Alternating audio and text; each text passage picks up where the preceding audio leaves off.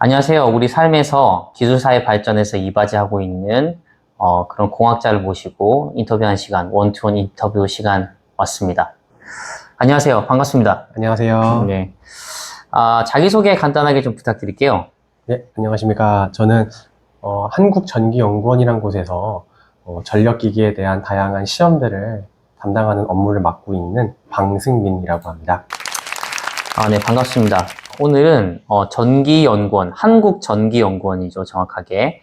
거기서 전력 관련된 일을 하고 있고 박사학위까지 받으셨죠. 네. 받아서 여러 가지 연구 기술 관련 업무를 하고 계신데 뭐 간단하게 소개해 주셨지만 그래도 본인 인생을 한번 차근차근히 설명해 주시겠어요? 제 인생에 대해서요? 뭐 어디서 공부를 했고 어떤 전공을 했고 어디 회사에서 있었고 이런 것들 네. 좀 간단하게라도. 네. 저는 이제 충청북도 충주에 있는 한국교통대학교라는 곳에서 학사와 석사 학위를 마쳤습니다. 석사 같은 경우에는 이제 고전압 절연 쪽을 공부를 했었고요. 그래서 2년 동안 공부를 하다가 관련 중전기기 업체에서 개폐기나 차단기에 대한 어떤 연구 개발을 하는 담당 업무들을 한 3년 반 조금 넘게 했었어요. 하다가 이제 회사를 사직을 하고 박사 과정을 입학하게 돼서 파트 박사 기간을 포함해서 3년 정도 학위를 마치고 지금 한국전기연구원이라는 곳으로 취업을 하게 되었습니다. 한국전기연구원에서 얼마나 근무하셨죠? 이제 올해 3년 차네요. 3년 그렇게 됐나요? 예. 사실 요 방승민 박사님은 제가 디펜스를 했었습니다. 제가 심사위원장으로서 박사학위 디펜스를 제가 담당했었고요. 그게 어느덧 3년이 됐네요. 네, 그러네요. 네, 뭐 좀 대학원에 관한 자세한 얘기는 조금 이따 하도록 하고, 이번 1부 때는 한국전기연구원에 대해서 좀 얘기해봤으면 좋겠어요. 왜냐하면 사실 국책연구원이란 말이죠. 그래서 연구원, 그러니까 석사, 박사학위를 받으신 분들이 많이 가고 싶어하는 곳이기 때문에 그렇고, 저도 연구원 출신이기도 한데 국책연구원은 25개 있습니다. 제가 알기로는 25개 있는데 제가 한국철도기술연구원 출신이잖아요. 그런데 저희 연구원 같은 경우는 연봉이 그렇게 높지 않았습니다. 서열로 쳤을 때는 중하 정도 됐을 거예요. 근데 전기연구원은 중상에 속해 있을 걸로 소문이 났고, 그렇게 소문인가요? 소문인데 내가 알기로는 굉장히 좀 중상으로 알고 있어요. 그게 국책연구원 중에서는 뭐 원자력연구원, 뭐 기계연구원, 전기연구원이 그 상위에 속하는 걸로 알고 있고, 그래서 제가 그때 당시에 연봉을 비교했었어요. 제 연봉과 그 제 또래 박사 받은 전기원 연봉을 비교해 봤더니 대략 세후 거의 80만 원 정도 차이가 날 정도로 꽤 차이가 났었습니다. 그만큼 전기원이 그래도 분위기도 좋고 연구하는 분위기도 좋고 연봉도 꽤 괜찮게 받는, 물론 이제 사기업에 비할 때는 아니지만 그래도 연구원 중에서는 그래도 상위권에 있는 그런 연구원입니다. 그럼 대략적으로 전기연구원 뭐 하는 곳인지 대략적으로 말씀 주시겠어요? 저희 한국전기연구원은 크게 연구 쪽이랑 시험 쪽으로 나누어집니다. 연구 쪽 같은 경우에는 무슨 배터리라든가 아까 말씀드린 중전기기들, 다양한 뭐 전지들, 아니면 인체공학 같은 것에 대한 다양한 연구들을 수행을 하고 있고요. 반대로 시험 쪽 같은 경우에는 저희가 뭐 전기차, 아니면 전기차에 대한 충전 시스템, 선박에 들어가는 배터리 시스템, 아까 말씀드렸던 뭐 개폐기, 차단기, GIS, 부싱, 다양한 전력기기들에 대한 시험 인증들, 고전압 시험이라든가 뭐 전류 시험, 대전력 시험 같은 것들을 진행을 하고 있고요. 교수님께서 말씀해 주신 대로 전기연구원 자체가 다양한 분원이 많습니다. 안산에도 있고, 의왕에도 있고, 창원에도 있고, 광주에도 있고요. 전기연구원이 되게 근무지도 되게 좋은 것 같고, 뭐 연봉은 잘 모르겠지만 아무튼 그런 연구들하고 일을 하고 있습니다. 네, 뭐 소개해 주신 대로 본원은 창원에 있고요. 그리고 제가 알기로는 두 번째 큰 사이트가 광주인 걸로 알고 있고, 그 다음에 안산, 그 다음에 의왕이 제일 작은 걸로 알고 있는데, 여기 방승민 박사님은 안산에서 근무하고 있습니다. 이제 분원이죠. 그래서 한양대 에리카 캠퍼스 학연산 클러스터 안에 전기연구원이 저희와 같이 들어와서 연구를 하고 있습니다. 전기연구원은 사실 말 그대로 전기 에너지와 관련된 모든 것들 다 하는 거죠. 네. 그래서 뭐 저희가 전공한 전력전자뿐만이 아니라 정말 전기에 관련된 모든 걸 다 하고 있다고 보시면 될 것 같아요. 그래서 혹시나 여러분들의 직종이 전기다라고 한다면은 전기원에서 나오는 그런 연구 성과들을 잘 보시면은 최신 트렌드를 잘 알 수가 있습니다. 자, 그러면 궁금한 게, 저는 한국철도기술연구원 출신인데, 그에 반해서 전기연구원 또한 내세울 만한 장점이 있을 거고, 그리고 단점이 있을 거란 말이죠. 생각이 궁금합니다. 전기연구원의 단점은 장점부터? 장점부터 장점부터? 제가 제 회사에 대해서 단점을 말한다는 거가 근데 아쉬운 점. 네. 어쨌든 장점부터 얘기를 하면은 되게 저희 나라에서 이름 자체가 한국전기연구원인 만큼 한국에서 대표하는 전기를 연구하는 곳입니다. 구체적으로 이제 굉장히 큰 연구기관이고, 뭐, 저희가 잘 알고 있는 한국전력과 약간 쌍두마차라고 해야 될까요? 그런 느낌으로 이제 있는 전기연구원입니다.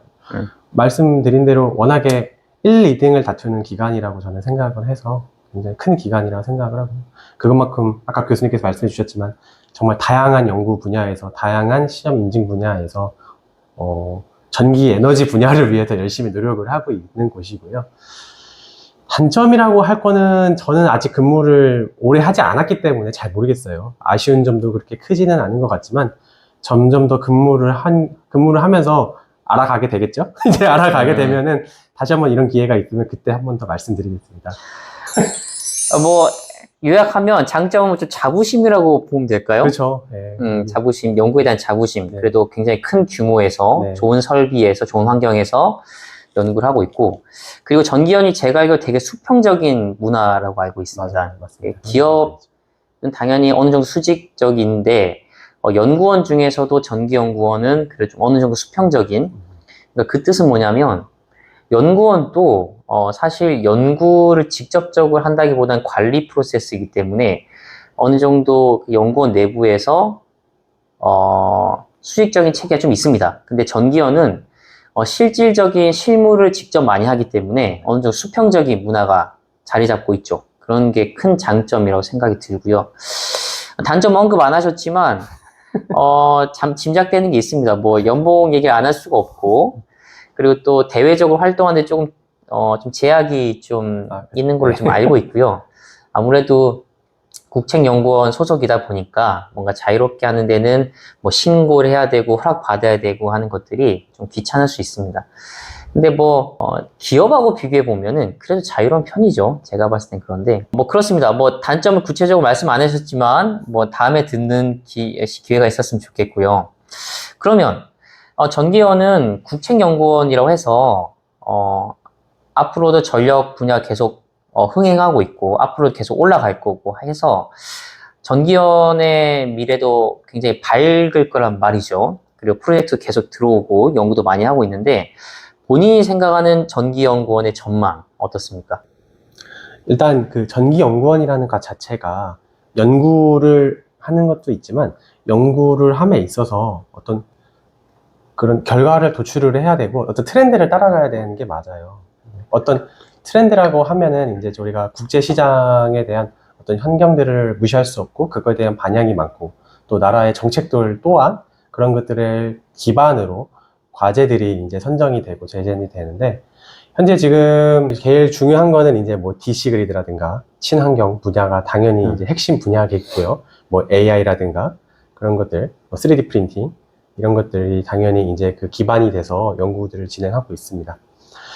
근데 가장 중요한 건 아무래도 경제가 너무너무 어려워요. 그런 연구들을 많이 해야 되는 산업체들의 기업들이 워낙에 경제적으로 어렵다 보니까 그런 연구 기반이라고 하죠. 결국에는 연구를 하기 위해서는 돈이 필요한데 돈이 없는 거예요, 지금. 돈이 없다 보니 개발을 할 수가 없고 개발을 할 수 없다 보니 시험을 할 수가 없고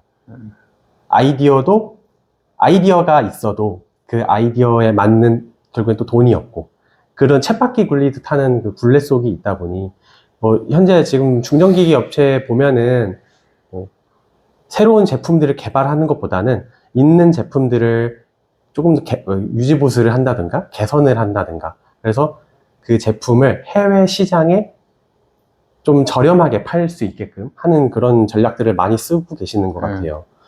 뭐 구체적인 다른 업체들은 뭐 얘기를 안 하겠지만, 작은 배전급들 업체들 같은 경우에는 뭐 해외가 이제 아무래도 친환경, 특히 유럽 같은 경우에는 친환경 많이 하잖아요. 해외 이제 뭐 육부랑이라고 하죠. SF6 가스를 주로 많이 사용하는 전력기기들을 많이 사용하는데, 걔네들을 이제 싹 바꾸려고 그래요. 걔네들. 특히 이제 유럽은 이제 독일을 중심으로 친환경, 그린 에너지를 중심으로 이제 그 그린 테크놀로지들을 구사하고 있는데, SF6 가스라는 이제 친환경적이지 않은 제품들을 사용하는 것 자체가 모순이기 때문에 그런 제품들을 모두 바꾸려고 하는데, 또 우리나라가 또 특징이 또 저렴하고 빨리빨리 만드는 데 있어서 아주 특화된 나라이기 때문에 많이 이제 그런 제품들을 사려고 한국에 많이 문의하고, 이미 그런데 그런 제품들은 한국에 많이 있어요. 그래서 고체절연이라는 그런 제품들을 많이 한국에 싼 가격에 수입을 하려고 해서, 이미 특별하게 새로운 개발을 한다기보다는 있는 제품들을 해외에 잘 홍보를 하고 제품을 팔고 하는 위주로 좀 요즘에는 많이 하는 것 같고요. 그 다음에 두 번째로는, 국내 시장에는 한전 자체가 이제 경제 얘기를 안 할 수가 없는데, 한전도 매년마다 그 수익이 줄어들고 있죠. 그러다 보니까 한전도 그 입찰이라고 하죠. 어떤 제품들을, 특정 제품들을 입찰을 통해서 여러 업체들이 내 제품을 판매하겠다라고 이제 서류를 제출을 하는데, 그 입찰하는 금액 자체가 많이 계속 매년마다 줄어들고 있어요. 그렇다 보면은 중년기기 국내 시장 자체도 위축될 수밖에 없죠. 한전에 주로 이제 제품을 사줘야 되는 곳은 한전뿐인데, 한전에서 살 물량을 줄여버리니 팔아야 되는 기업들은 난감한 거예요. 그러면 다시 해외로 눈을 돌릴 수밖에 없는 거예요. 해외로 눈을 돌리자니 해외에 너무나도 미리 그 국외 시장을 선점하고 있는 대기업들이 있고, 그러면 그 업체들과 단가 싸움, 기술력 싸움을 해야 되는데, 거기서부터 또 난감하죠. 그 단가 싸움과 기술력 싸움을 하려면 새로운 또 연구 개발을 진행을 해야 되는데, 연구 개발을 하려고 하자니 또 돈이 없는 거예요. 그런 무한 쳇바퀴 속인 것 같습니다, 이제 시장은. 지금 10월 말 기준으로 그 전력 3사가 굉장히 주식이 오르고 있습니다. 맞아요. 그리고 물량이 지금 해외 물량이 꽉 찼을 정도로 지금 굉장한 그 변압기 교체 붐이 일어나고 있어서, 우리나라 기술은 변압기 같은 경우는, 또 중전기 같은 맞아요. 경우는 굉장히 신뢰성 있다고 정평이 나 있기 때문에 해외에서 굉장히 많이 사고 있는 추세거든요. 뭐가 맞는 겁니까?